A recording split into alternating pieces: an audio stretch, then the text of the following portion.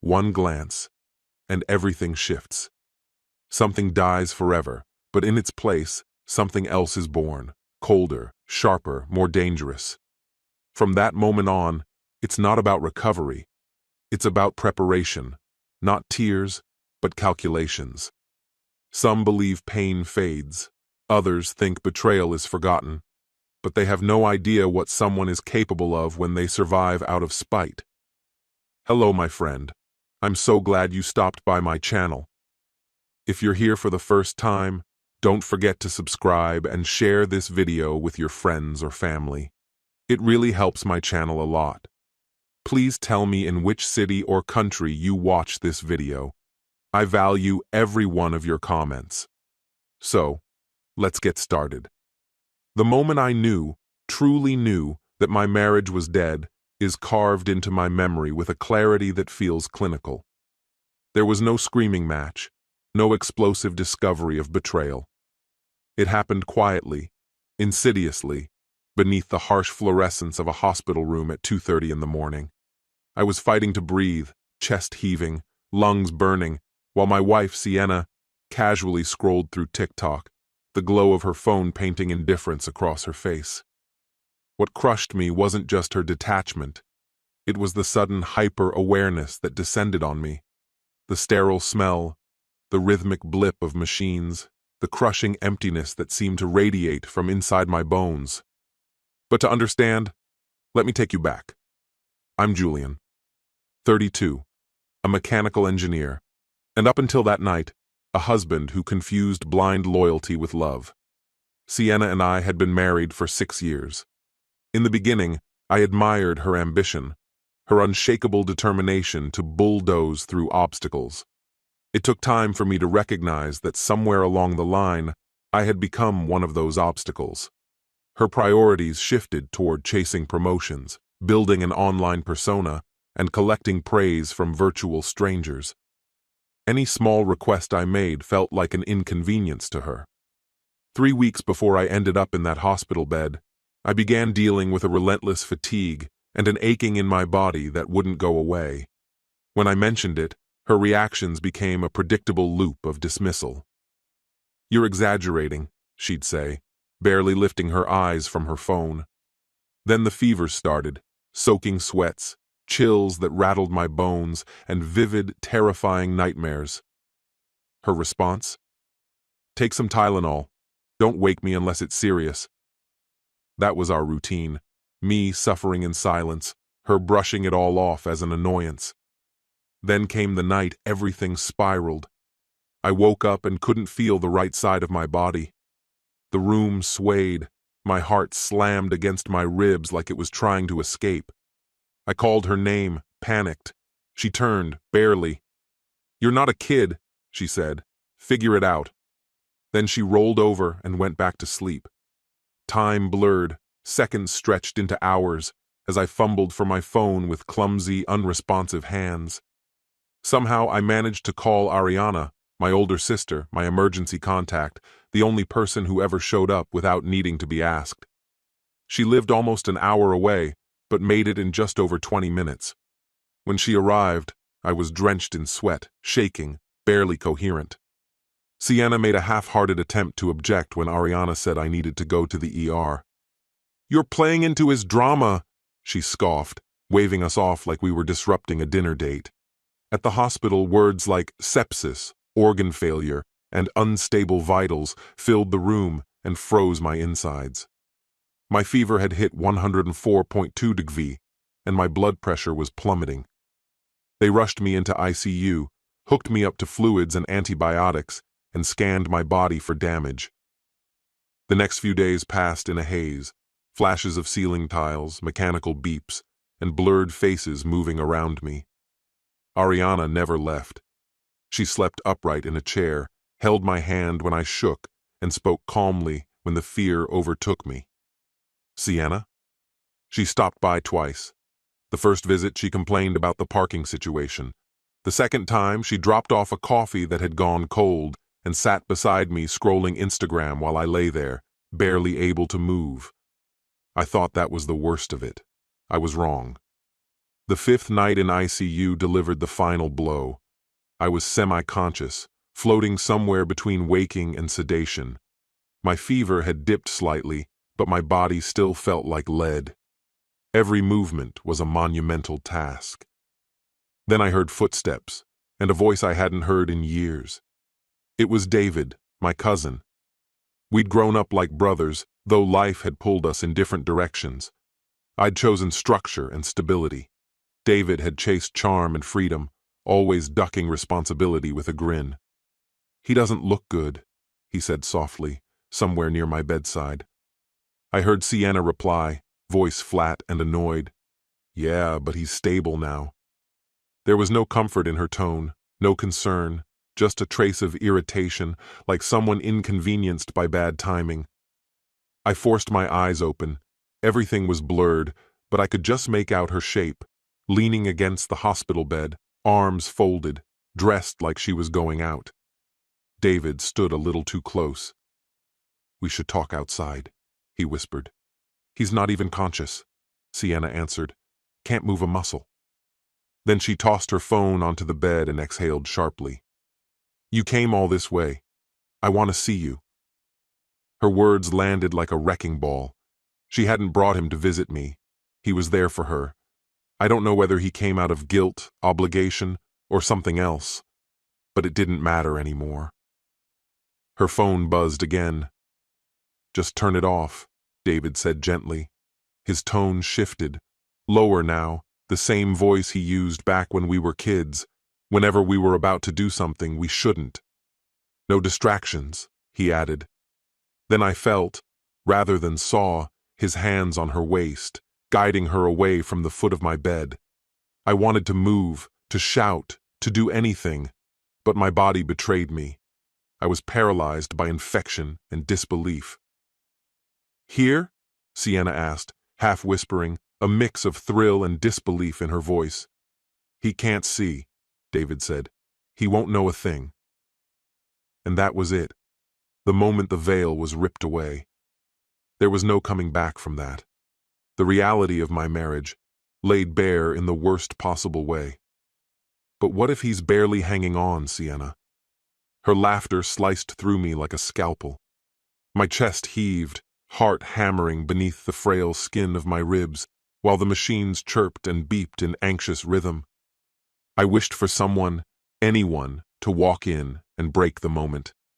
But the door remained shut.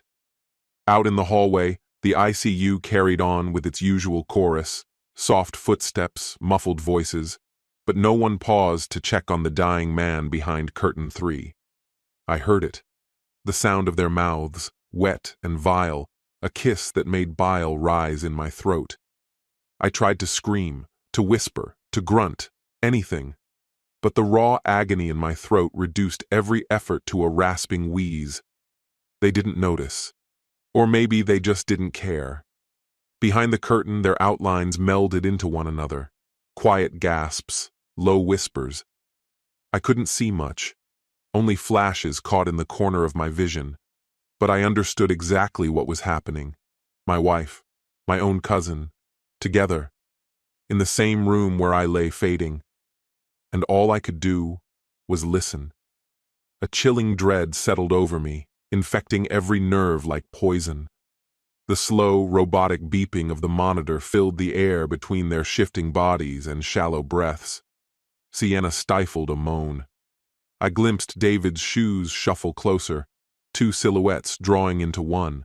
My body shook beneath the blanket, part fever, part fury burning white-hot in my blood. To them, I was already gone, just a body occupying space, a form, not a man. The whole encounter didn't last long, yet it stretched endlessly, each heartbeat a measure of betrayal. When they finished, Sienna exhaled sharply. "We should probably head out," she murmured with a smirk I could hear. "Someone could walk in." David gave that infuriating laugh of his, the same smug chuckle from when we were kids and thought we were untouchable. He buttoned his shirt in the reflection of a cabinet door, then glanced my way. I clenched my eyelids shut, praying he saw nothing but blankness. "He's just lying there," he muttered. Creeps me out. Relax, Sienna whispered. He's not going anywhere. They left together, arms entwined, while I remained there, trapped inside my own body, drowning in the cold mechanical hum and the brutal sting of betrayal. I can't even begin to describe what brewed inside me. Fury, heartbreak, disgust, and something else, an ember that flared into a burning resolve. I would not let them win. I would survive. I would come back from this. And when I did, there'd be hell to pay. Exactly 1 week later, they released me from the hospital. Sienna arrived like it was a chore she'd been guilted into. You better be grateful, she said with a huff as we drove off. I canceled my lunch plans for this. I kept my expression blank, passive, meek. No sign that I knew, no sign of the truth I carried in silence. My body was weak, still trembling from the time I'd spent confined to bed. But my mind? My mind was a blade, honed to a fine edge. When we got home, she dumped me onto the couch like excess luggage and disappeared into the bedroom without a backward glance. I'm not your maid, she yelled from the hallway. Figure it out if you need something. That single sentence made my fingers clamp around the couch cushions until the pain drowned out everything else. But I stayed still. Not yet. If I made a move now, I'd lose the only advantage I had. Time. I needed to rebuild. Then, when I was ready, I'd act. And I would be merciless. I wasn't always like this. I used to believe in giving people the benefit of the doubt. I was the mediator in the family, the one who patched rifts and sought harmony. That's why I let Sienna's bitterness slide, assuming her edges would dull with time. After our father died, Mom barely kept it together, and my sister, Ariana, and I leaned heavily on one another. We even tried to help David, our charming, broken cousin with a tragic past and a smile that could convince anyone of anything. Looking back, he and Sienna were always destined for destruction, both calculating, both selfish in the most seductive ways. I was the one who introduced them, thinking I was building stronger family ties. A summer barbecue 2 years ago, I missed the early signs. I ignored the way her laughter lingered too long after his jokes, the way he hovered near her whenever I stepped away. I didn't see it. Her family didn't help either. The Albrights never approved of me. I wasn't flashy enough. I didn't have the right pedigree, just a mechanical engineer with stable hands and a quiet heart. That wasn't enough for them. On the surface, they smiled. Underneath, their words were laced with disdain. That disdain rubbed off on Sienna. She reminded me often enough how dull I was. When I ended up hospitalized, their concern was lukewarm at best. Her brother Kevin sent a generic text. Her mother, Sylvia, called once. "We hope you're managing," she said, voice flat. Then came the barb. "Sienna's under so much stress handling everything. Try not to be a burden." No visits, no flowers, just silence. Over the following days, I watched them all with new eyes. Sienna made her usual calls to her mother, laughing about work, gossiping, never mentioning me, unless it was to complain about how pathetic I looked on the couch. Her father, Landon, wasn't much better. Distant, cold, still clinging to the illusion that his daughter was some flawless jewel. When he did speak to me, it was with that sanctimonious air he'd always worn like cologne. "Keep your chin up, son. Don't weigh Sienna down while you heal." I barely responded. They had to think I was broken. I needed them to believe I had shut down, beaten, withdrawn, hollowed out by everything that happened. What they couldn't see was the quiet fire I was nursing beneath the surface. Just days after leaving the hospital, I began physical therapy. My right leg and arm had nerve damage that made balance a constant struggle, but I hid the frustration beneath calm, measured smiles. Malik, my therapist, guided me through the pain with steady patience. While Sienna scrolled endlessly on her phone or slipped out of the house without a word, I combed through our finances night after night. The red flags were everywhere, Lavish spa visits disguised as work expenses, bar tabs tied to hotels, charges that made no sense unless you knew what to look for. She never thought I'd go digging. I also started looking into David, his flashy Mustang, leased under outrageous terms, his job history, all over the place, his social media, a stream of designer watches and overpriced dinners, all surface, no substance. Ariana could tell something had shifted in me. One afternoon as she dropped off groceries, she paused. "You're different," she said. "Is that just recovery talking?" I offered a faint smile. "Just tired," I said, trying to stay on track. She didn't entirely buy it, but she didn't press. Her eyes swept across the apartment.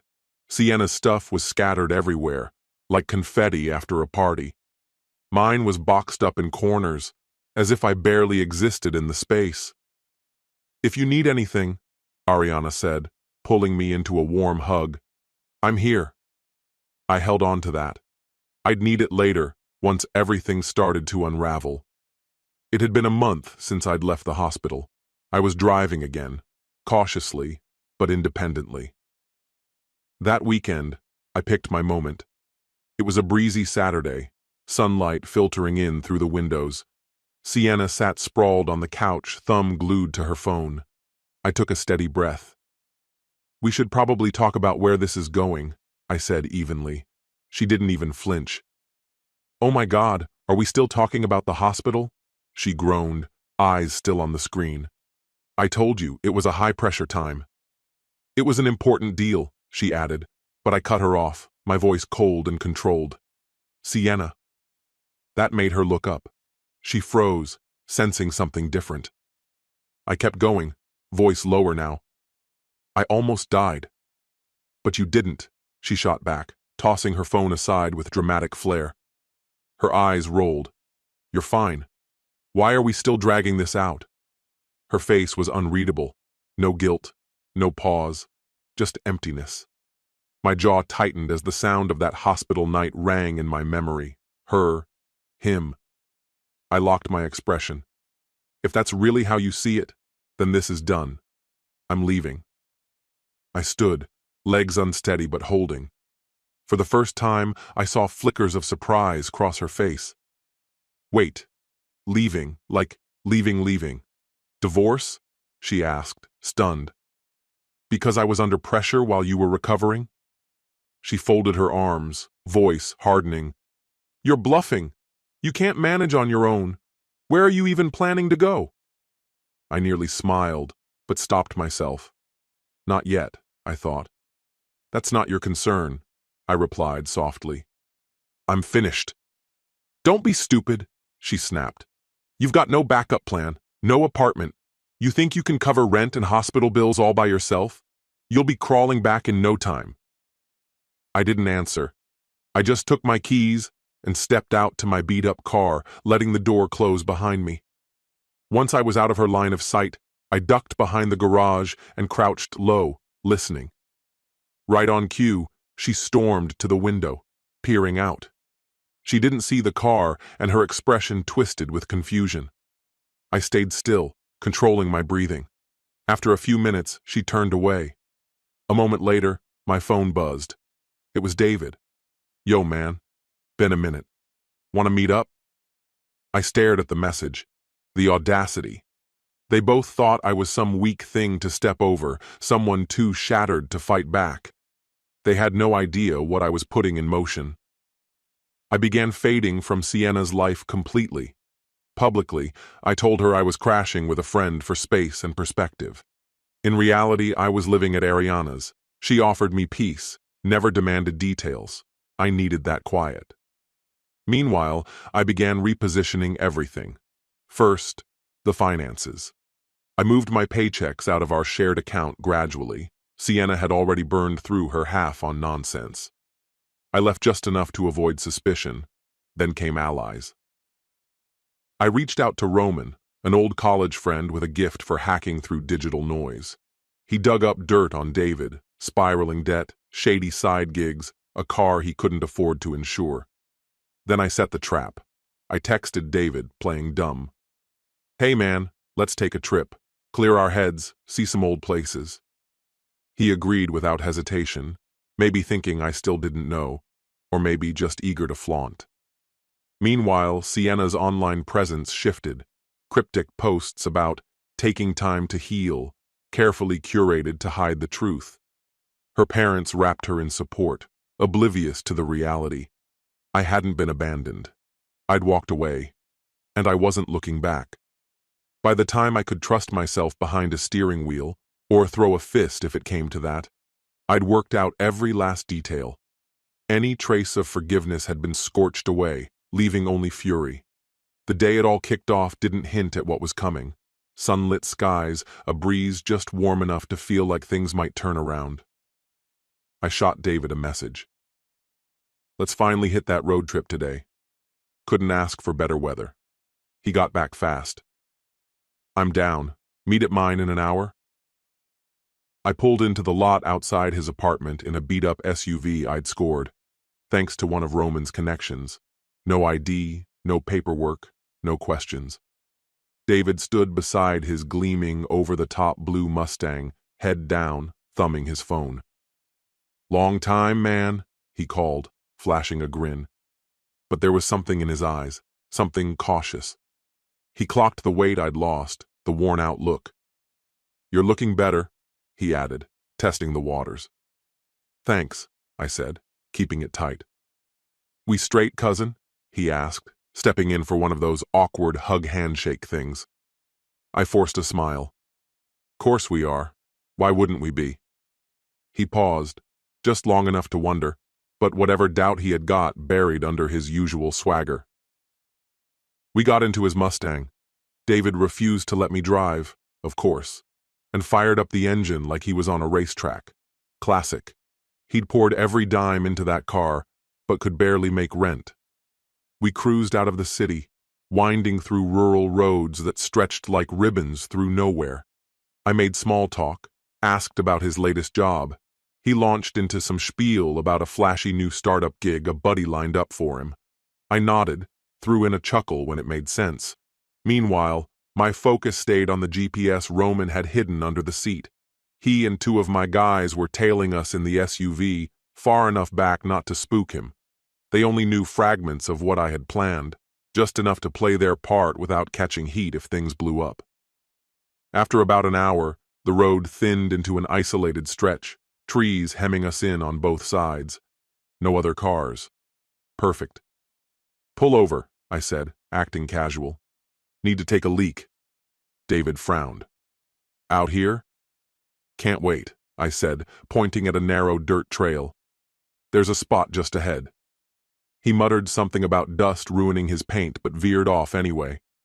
We jostled down the path until we reached a clearing. I got out, pretending I was heading for the trees. Right then, the SUV eased into view, headlights off, almost silent. David turned toward me and I saw it. The shift. A flicker of fear, sharp and sudden. "Julian, what's going on?" I stepped out from behind the trunk, expression hardened into something unfamiliar to him. Two of my guys got out, calm and purposeful. David lurched for the car door, panic kicking in. "Julian?" His voice cracked. "Don't!" I snapped. He froze. Santiago, tall, solid, unhurried, stepped behind the Mustang, sealing off his only escape. Roman came around the front, hands loose, eyes cold. "You're not going anywhere, David," I said, tone flat as ice. David looked from one face to the next, a fake laugh escaping his throat. Okay. Is this some kind of prank? What's the joke?" "You think it felt funny?" I growled, stepping in close. "When you and Sienna thought my hospital bed made a great backdrop for your little secret?" His jaw dropped. This time the fear hit home. Real. Raw. Julian, man, I don't know what you're talking about," he stammered. "You do. Don't lie. I heard you. Every single word." I grabbed his shirt collar, yanking him forward. The rage inside me ignited, wild and unchecked. My body still bore the aftershocks of illness, but the rage, months of it, gave my grip a terrifying strength. He fought back, trying to pull away. "Let go," he choked. "We're blood, Julian." I slammed him against the Mustang. "Blood," I repeated, voice laced with venom. I used to think that mattered. His eyes darted around, searching for help. There was none. Just me, Roman, Santiago, another guy, standing guard, the only road out, cut off by the SUV. "I'm sorry," David whimpered. It happened, all right? We weren't thinking. It was a mistake." "A mistake?" I hissed. "Forgetting someone's birthday is a mistake. What you did? That was a decision. You made it. So did she. While I was fighting to stay alive, tubes everywhere, heart barely holding on, you two were hooking up." He shoved at me, desperate. I responded with a punch to the gut that crumpled him. He gasped, coughing hard, trying to breathe. It wasn't over, not even close. The fury surged hotter, my vision tinged red at the edges. The others held back, letting me finish what I'd started. I dragged David up and flung him to the ground. He hit the dirt hard, skidding across gravel, hands torn and bleeding as he scrambled back. "Julian, man, hold on. Can we just talk?" he pleaded.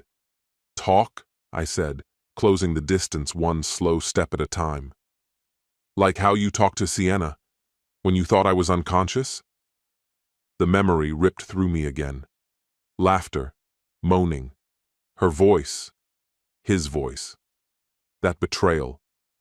And the fire in me roared back to life, hotter than hell. I closed the distance and drove my boot straight into his ribs. He let out a guttural scream, crumpling to the ground, clutching himself in agony.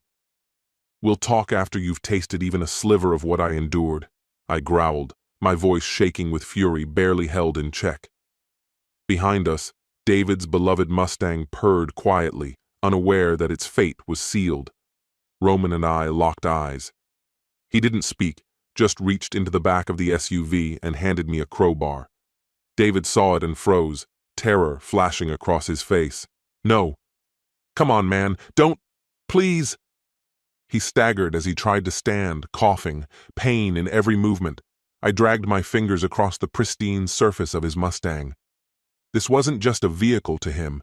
It was his pride, his vanity, the shell of his identity molded into metal. "This is everything to you, isn't it?" I asked, my voice barely above a whisper. "It's just a car," he shouted, desperation cracking his voice.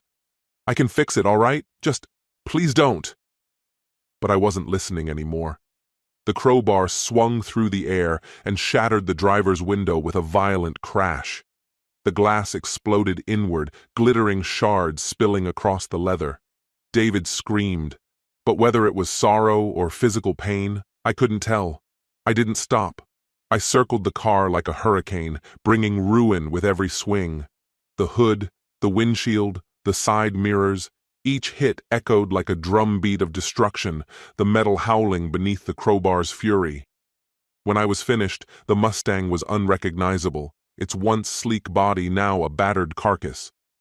David collapsed, knees hitting dirt, sobbing.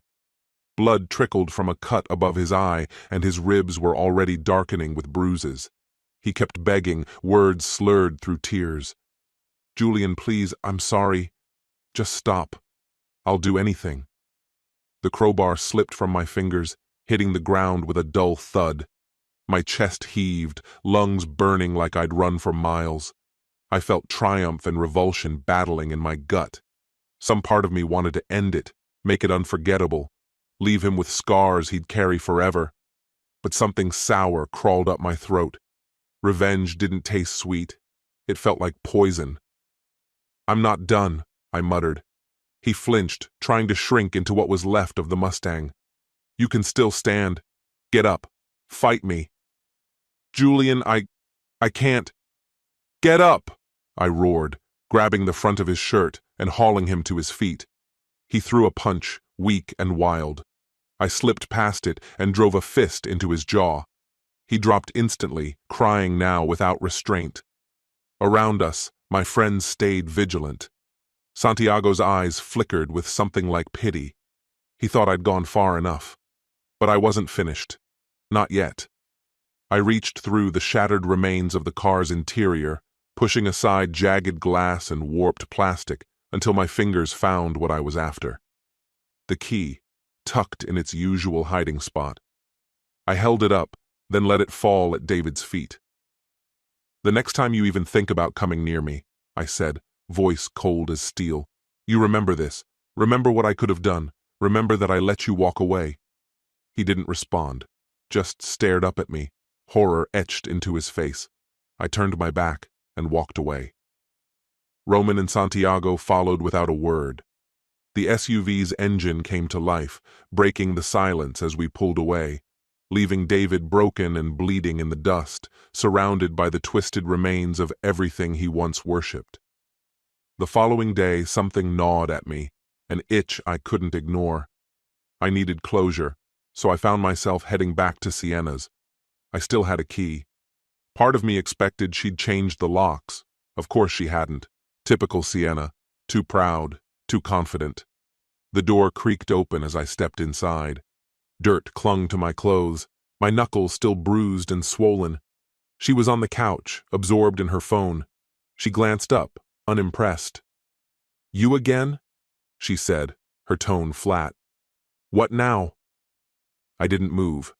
The tension in the room was thick, heavy with the weight of everything unsaid. My insides churned. Everything that happened with David had started here, with her. She'd ripped apart my trust and left me hollowed out, barely human. "I know," I said quietly. She didn't look up. "Know what?" "About you and David. About the lies. You turned our life into a joke." She shrugged, barely interested.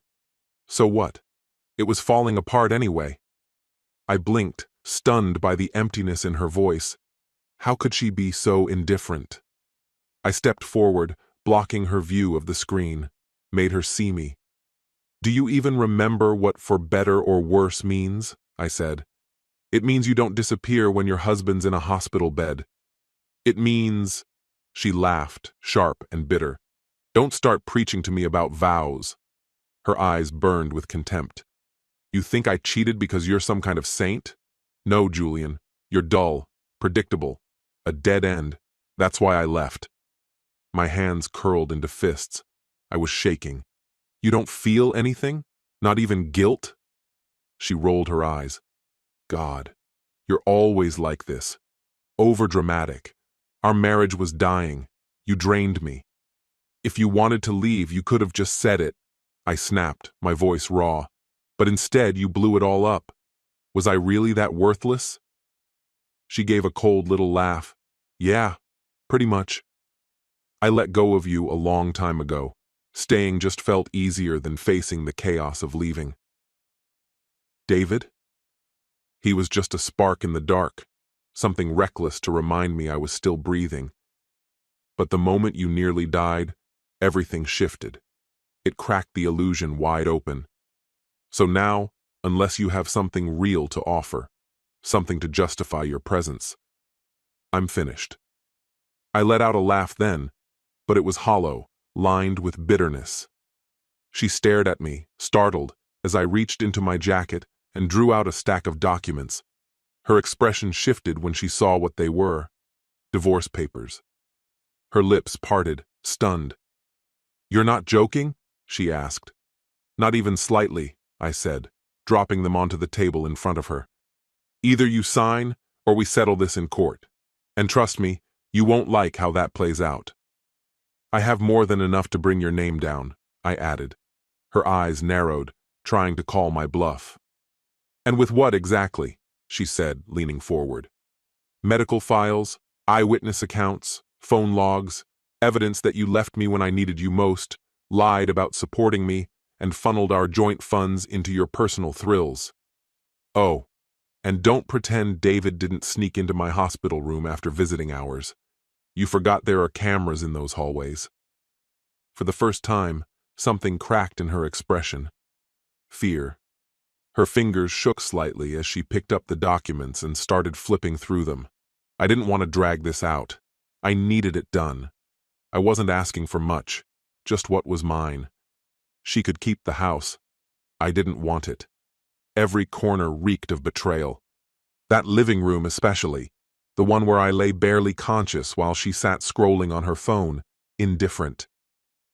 "This is insane," she murmured. "You're walking away from everything? Why? What's the angle?" "There's no trick," I told her. "Just leave me alone. No messages, no phone calls, no public sob stories. Don't twist the truth for sympathy. Keep it clean, and I keep it quiet. Cross the line, and I go public." She glared, exhaling hard. "Fine, hand me the pen."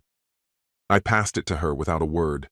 She signed with a clipped urgency, each motion filled with irritation and defeat. When it was done, I gathered the papers and tucked them back into my jacket. A strange stillness settled over me, like the calm after a brutal storm, heavy but final. "Get out," she snapped. "This was never your home," she added icily. I nodded, heading for the door, then stopped.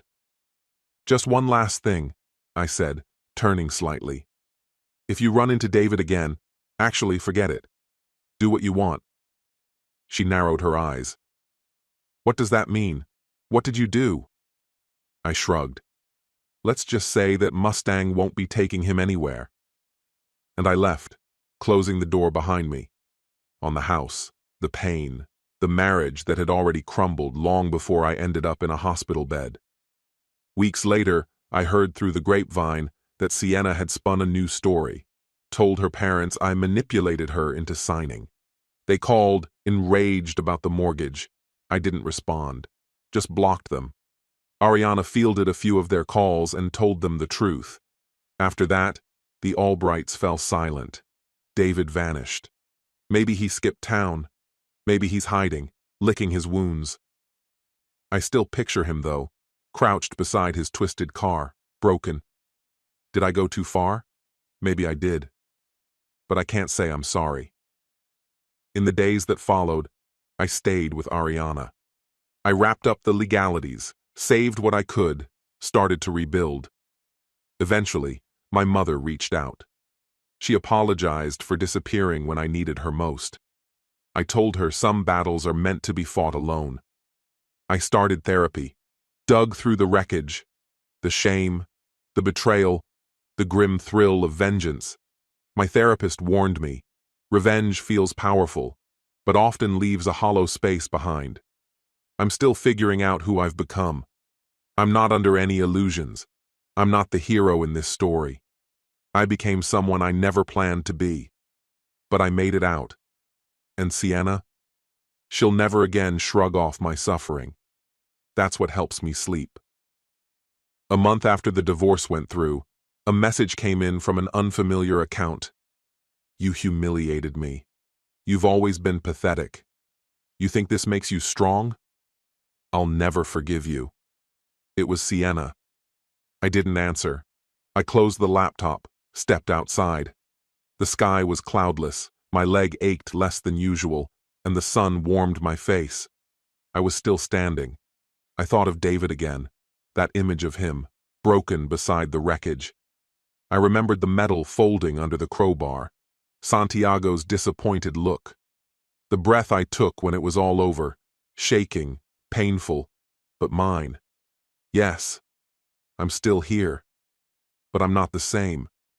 Maybe to someone else I'm the villain now, but maybe that's the price of finally taking your life back. There's no tidy ending, no final clean page. Just this: I walked away. I finished it, and I kept my dignity. This story has come to an end. What's your opinion? Share it in the comments, my friend. And if you liked this story, check out other exciting videos on my channel. I'll say goodbye until the next video. See you.